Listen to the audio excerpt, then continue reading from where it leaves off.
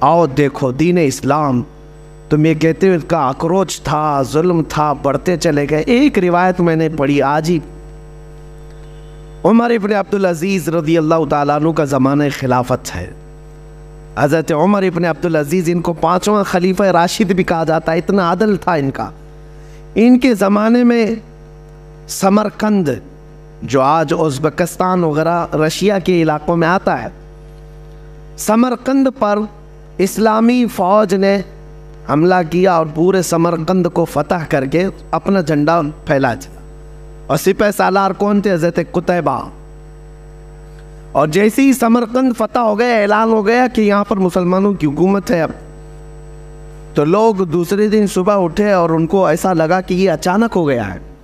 تو وہاں پرانا چرچ تھا، وہاں ایک پادری رہتا تھا، اس نے کہا یہ کیسے؟ ہم نے سنا ہے مسلمان اس طرح سے اچانک نہیں کرتے، لیکن 50,000 کی فوج قتیبہ کے ساتھ ہے، کون مقابلہ کرتا؟ اس عیسائی نے اپنے چند ساتھیوں سے مشورہ کیا کہ یہ ایسا مناسب نہیں ہے، ہم ان کے خلیفہ کے پاس جاتے ہیں۔ تو وہ ملک شام آیا چند ساتھیوں کو لے کر کے دمشق میں، عمر ابن عبدالعزیز اس وقت رہا کرتے تھے۔ جب دمشق آئے تو اس عیسائی نے لوگوں سے پتہ پوچھا کہ خلیفہ وقت کہاں ہے۔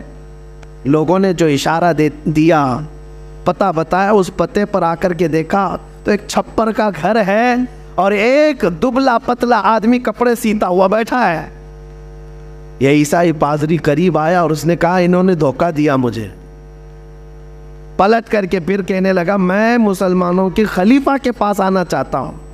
تو ایک بوڑھے شخص نے کہا وہ جو کپڑے سل رہا ہے وہی خلیفہ ہے، وہی ہے جس کا رعب و دبدبہ اتنا تھا عمر ابن عبدالعزیز کا۔ اللہ اکبر! آپ تاریخ پڑھیں، عمر ابن عبدالعزیز کے زمانے میں 200 کلومیٹر دور بھی اگر کوئی بیٹھا ہوا ہے تو نا انصافی کرنے سے گھبراتا تھا، ڈرتا تھا کہ عمر ابن عبدالعزیز کا دور چل رہا ہے۔ اور اس خلیفہ کا وقت یہ ہے کہ ایک چھپر کے گھر کے نیچے بیٹھے ہوئے کپڑے سل رہا ہے۔ اس عیسائی پادری نے سوچا کہ ان سے مجھے کیا انصاف ملے گا؟ 50,000 کی فوج لے کر کے جو سپہ سالار میرے شہر پر حملہ آور ہوا ہے اس کے بارے میں کیا بتاؤں گا؟ کہا کہ پھر بھی کہہ دیتا ہوں۔ عمر ابن عبدالعزیز کے پاس آیا اور کہا میں سمرقند سے آیا ہوں، میری ایک شکایت ہے۔ کہا بتاؤ کیا ہے؟ کہا کہ آپ کا ایک سپہ سالار تقریباً 50,000 کی فوج لے کر کے آیا ہے، آس پاس کے علاقے فتح کرتے ہوئے اچانک رات کو ہمارے شہر پر حملہ کیا اور دوسرے دن فتح کا اعلان کر دیا۔ کہا کیا چاہتے کیا ہو؟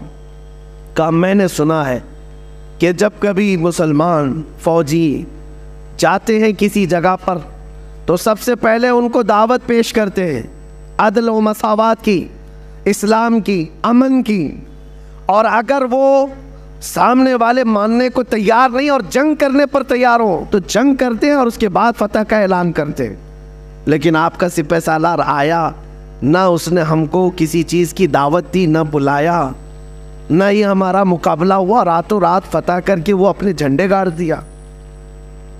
حضرت عمر ابن عبدالعزیز نے ایک خط نکالا، خط پر لکھا اور کہا کہ لے جاؤ قتیبہ کو دے دینا۔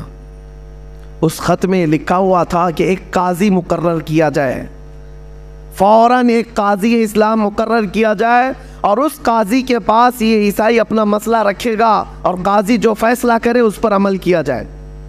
خط لے کر کے وہ عیسائی آیا، پادری ہے، عیسائی ہے، کہا کہ اس خط کو پتہ نہیں یہ لوگ پھاڑ کے پھینک دیں، لیکن جب قتیبہ کے پاس لا کر کے دیا تو اس کے ہاتھ کانپنے لگے سپہ سالار کے کہ عمر ابن عبدالعزیز کا خط آیا ہے۔ پڑھنے کے فوراً بعد قاضی کا انتخاب کرنے کا اعلان کیا کہ خلیفہ وقت کی طرف سے قاضی کے انتخاب کی بات آئی ہے۔ تو اس وقت قاضی کا انتخاب ایسا نہیں ہے کہ 4 لوگ بیٹھ کر کے کر دیتے، جو سب سے پرہیزگار ہوا کرتے، تہجد گزار ہوا کرتے اور علم میں سب سے زیادہ ہوا کرتے، وہ قاضی بننے کے منصب پر آتے۔ قاضی اسلام چن لیا گیا ایک عالم باعمل کو، اور انہوں نے اپنی عدالت لگائی اور کہا کہ کیا مسئلہ ہے اس عیسائی پادری کا۔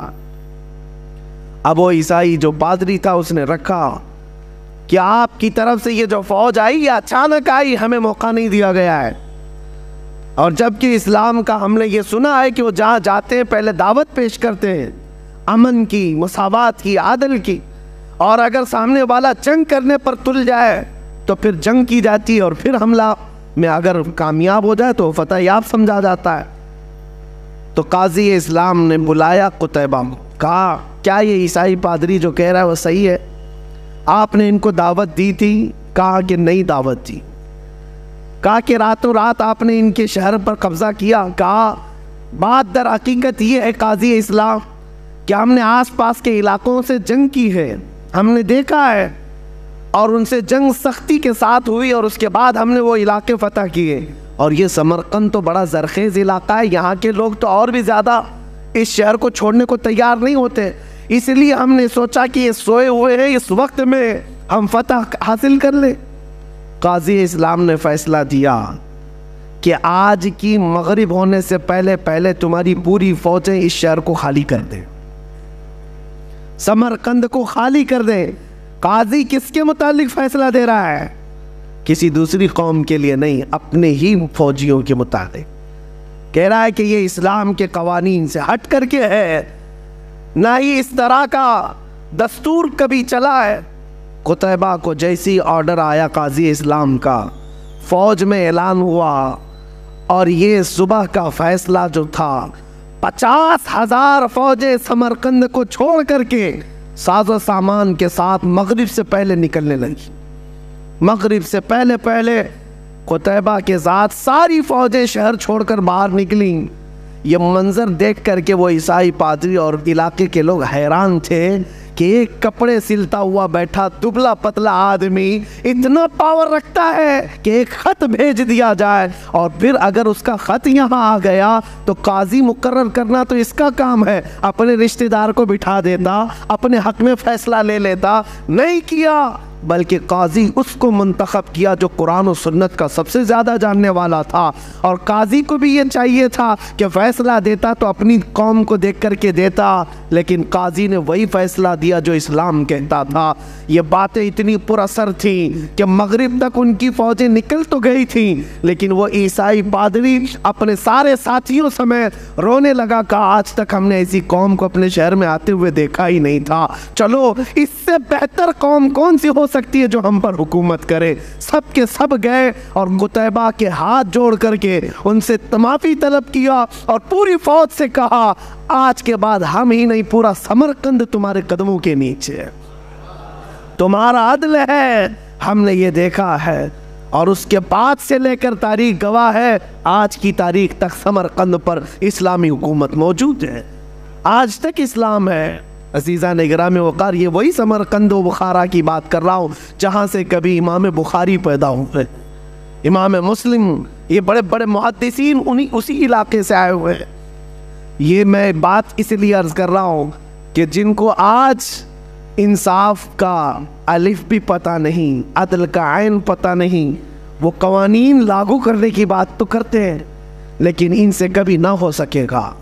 اس لیے میں ذمہ داری کے ساتھ یہ کہتا ہوں، 1000 باتیں ہمارے اوپر لائی جائیں کل کو، ذمہ داری تمہاری ہے۔ کل کو اگر قرآن پڑھنے پر پابندی ہو، یہ بڑھتی جائے گی، یہ سرکشیاں، یہ بدماشیاں بڑھتی جائیں گی، طلاق کا مسئلہ، شادی کا مسئلہ، تمہارے کھانے پینے کا مسئلہ بڑھتے بڑھتے اب تو یہ ڈیبیٹ کرنے لگ گئے، دجالی میڈیا میں بیٹھ کر کے کتے بحث کرتے ہیں کہ کلمہ طیبہ بھی جو ہے ان کا بڑا سخت ہے، لا الہ الا اللہ، اس میں ہمارے سارے خداؤں کا یہ لوگ انکار کرتے ہیں، کوئی خدا نہیں ہے، صرف اللہ ہے، اور ہم موت تک انکار کرتے رہیں گے، اس لیے کہ ہمارے دین کی جڑ ہی ہے لا الہ الا اللہ، بنیاد ہے لا الہ الا اللہ، کوئی خدا نہیں سوائے اللہ۔ کہہ رہے ہمارا بچہ بولنا سیکھتا ہے تبھی ہم پڑھا دیتے ہیں لا الہ الا اللہ، اور ہمارا عقیدہ بھی یہی ہے، بولنا سیکھتا ہے تب شروع کرتا ہے، اور حدیث پاک ہے جس کا آخری کلمہ ہو من کان آخر کلامہ لا الہ الا اللہ فدخل الجنہ، جس نے آخری کلمہ مرنے سے پہلے لا الہ الا اللہ کہا، حضور فرماتے وہ سیدھے جنت میں چلا جائے گا، جنت میں چلا جائے گا۔ کل کو اگر تمہیں اس بات پر بھی ٹینشن ہو اور پارلیمنٹ میں بیٹھ کر کے یہ کہنے لگ جائیں کہ لا الہ الا اللہ مت کہا کرو، تو کیا اس سے بھی دستبردار ہو جاؤ گے؟ کیا اس سے بھی پیچھے ہٹ جاؤ گے؟ نہیں، آج سے نہیں بولیں گے۔ اس لیے بات یاد رکھو، اپنے تشخص، اپنی آئیڈینٹی کے ساتھ جیو۔